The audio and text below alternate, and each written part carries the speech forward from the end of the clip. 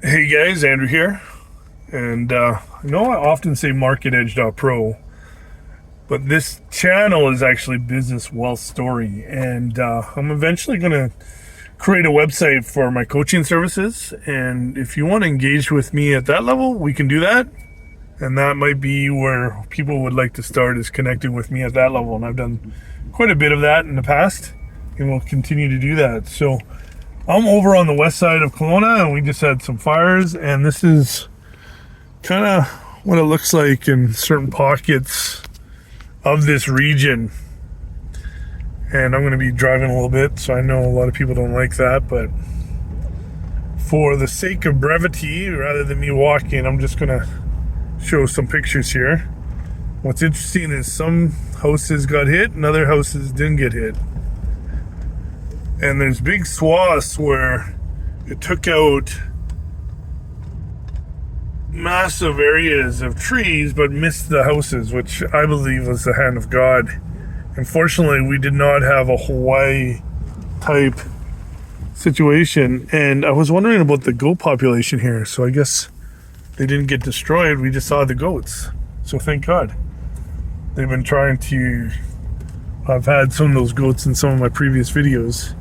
So it's nice to see those goats made it through the fires, because this whole region is where they're trying to grow that goat population. So it's nice to see that they made it. So yeah, the purpose of this video is just to talk about the fourth industrial revolution, and here is the net effect of them doing their will. And their will is 5G, and their will is, chemtrails, and their will is to pollute the land so much that they can destroy it and use these emergencies, to use this chaos to push forth their agenda. And Russell Brand has called it the state of perpetual crisis. And as some of you may realize, Russell Brand is under persecution. They're chasing after them. They're shutting down his accounts. And they're really going after him because of his true speaking, his popularity, his influence into these issues, because he's such a sharp wit and he's a comedian, right? So he makes it funny.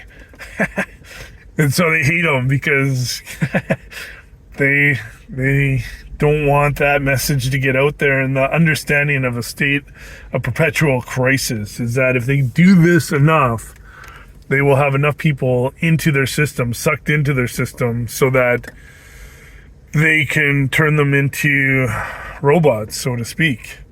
And the more crisis they can create, the more control they can create. And that's why the war in Ukraine, with all the money flowing into the Ukraine, and then the liberals then have a satanic agenda, which we saw fully displayed with them bringing in a Nazi war criminal and turning him into a hero, and them defiling the whole parliamentary system, and them doing it on purpose.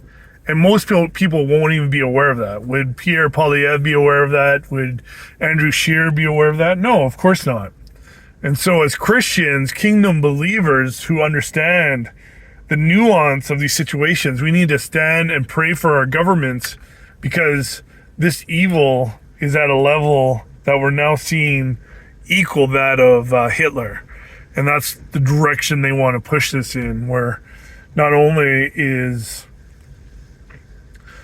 medical assisted suicide not enough, but they want to get into the absolute destruction, right? Satan comes to kill, steal, and destroy, and they want to bring that agenda here, bring that chaos here, so they can push forward an agenda of control.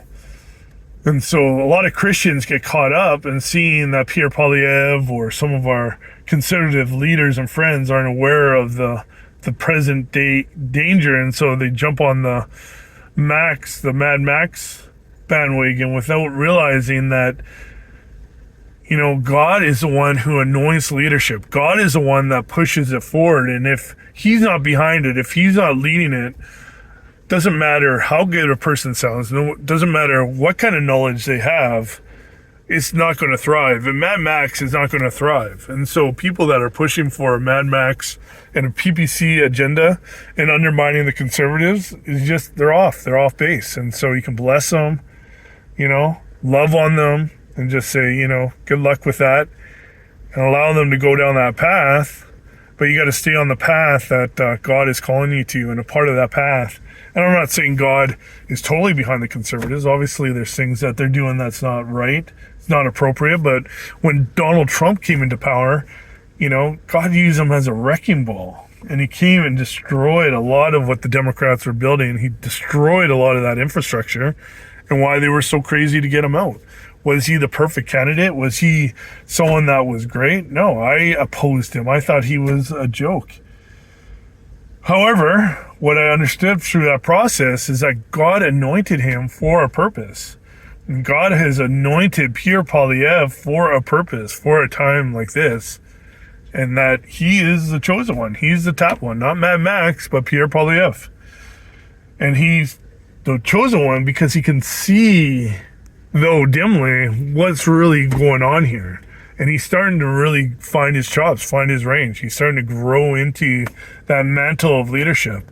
And the reason I believe God has chosen Pierre Poilievre is that he understands honor. He's stuck with a party that he probably didn't believe in half the time. He didn't believe in the leadership they chose, but he served. He served. And that is the key of politics. That's the key of business, is servant leadership. And that's going to be the key in how we get out of this, is that we need to learn to have face-to-face interactions with Jesus Christ. And as we become more and more like him, as we encounter him more and more, that should transcend into us serving our wives, serving our communities, serving our families, and serving each other.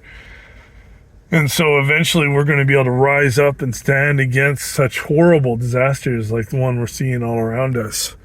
And this is coming to a city near you, whether it's in a fire, whether it's in a flood, whether it's in some sort of natural disaster, because this isn't just limited to the natural. This is expanded into the spiritual by the likes like we've never seen before, like CERN, the Hadron Collider, DEW energy weapons, and all other types of solutions that we're not even aware of. And I posted some of that into groups and communities. And, I will continue to raise alarm on things like this and what's going on. And hopefully we'll continue to build a movement. And build a movement that allows us to be the Joseph company, to allow us to be and build the Gideon's company and these different companies that rise up in this earth to take back what God has given us. And that's this land. So that's what this channel continues to promote, continue to speak into, and continue to build upon so that we can emerge victorious, because Jesus wants us to be victorious. If you have an eschatology that just falls and we just, are in survival and in fear, that's not of God. An eschatology should be a victorious eschatology where we are here to win, and to win with the kingdom mindsets and kingdom belief systems. And even though it doesn't always manifest in the now and right now, it will manifest if we stand and believe. So what are you going to do? Are you going to cower in the face of darkness, in the face of destruction? Or are you going to stand and believe and be one of the victorious crew that stands with Jesus when he returns, in however that looks like, right? So peace out, Cub Scouts, and be blessed by the best, and let the King come in. Let him reign upon your day, and thank God for the rain. The rain is coming. So we got rain systems coming in that's going to shut down all the fires, and the reign of the King is coming into this earth. We're going to see revival. We're going to see transformation like we've never seen before. In Jesus' mighty name, bless you.